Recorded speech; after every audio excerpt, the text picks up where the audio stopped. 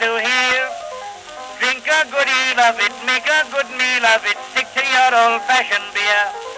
Now don't be afraid of it, drink till you're made of it. Now all together a cheer. Alright, hello everybody, it's Mark McDermott here, your one-take beer reviewer, here to pop the cap off yet another local brew this time. And if things look any different at all on this particular video, it's because I'm now shooting it with a new camera.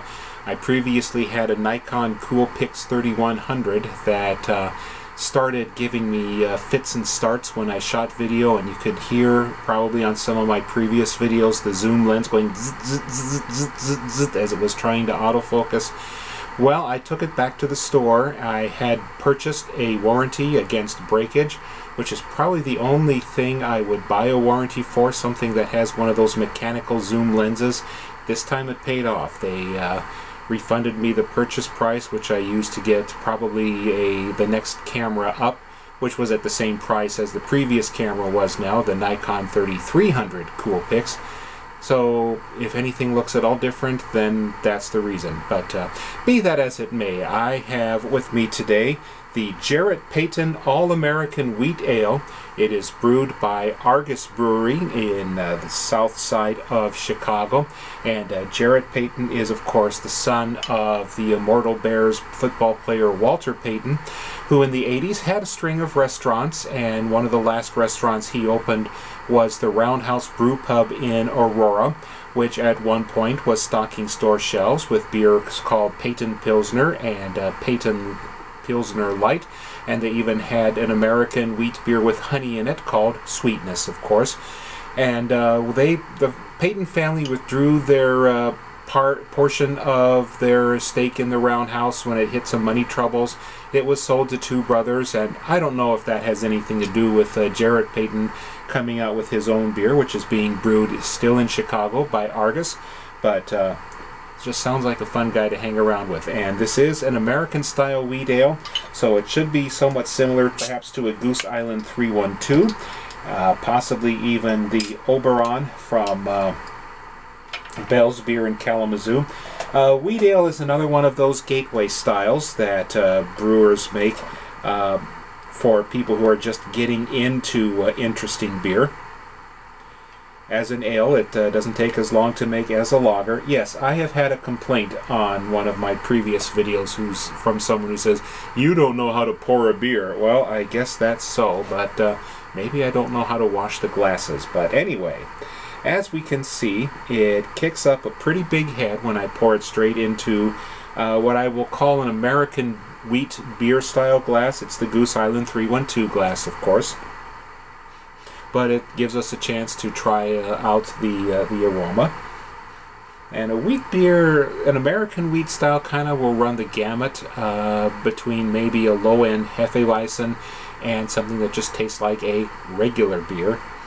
But this one throws up just a little bit of wheat spiciness. There'll be kind of, it would almost come to you perhaps like Wheaties in your beer. And looks like it's unfiltered, or that may have been something in the glass, just a little bit of chaff or something that the glass picked up on the shelf. But very nice, long-lasting head.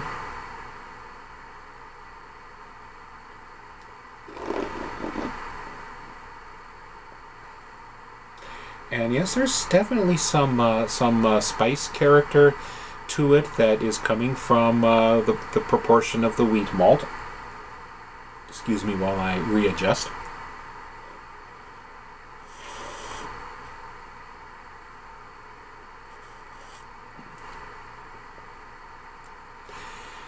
Very much a slight, almost a Belgian tang to it.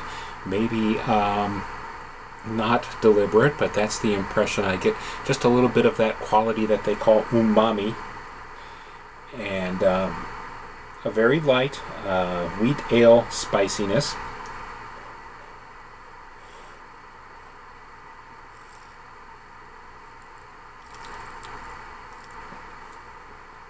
There are some nice sharp hops here. I would presume to say that they are mostly the German noble style, and probably some American hops for balance.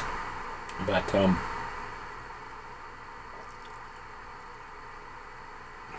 this turns out to be a pretty nice, hearty beer.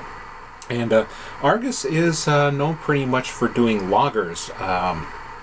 They have done quite a few house beers for some of the bars in our neck of the woods, and they were also doing the beers for Five Rabbit for a little while. And this one they have really stuck their own name on, along with Jarrett Payton. You can see him probably around town doing promotions for his own beer. Well, much, and I have to be the guy who says it, it's much nicer than the Big Hurt beer, which hurts, quite frankly, and I love me my Big Hurt. But this is a very good locally produced beer with some nice wheat spiciness, perhaps not as creamy as a Bell's Oberon. I don't know how old this bottle is. I've had Fresh 312 with a slightly better hop, beg your pardon, with a slightly bigger hop bite. But this is a very good gateway beer for anyone who is, as I have said, just getting into craft beer.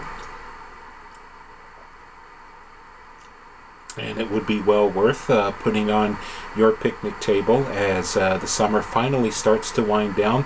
Hopefully some cool temperatures are coming your way, and I will talk to you about beer again later. Drink till you're made of it. Now all together a cheer. Just a touch of ale fruitiness right toward the end too, so very nicely done.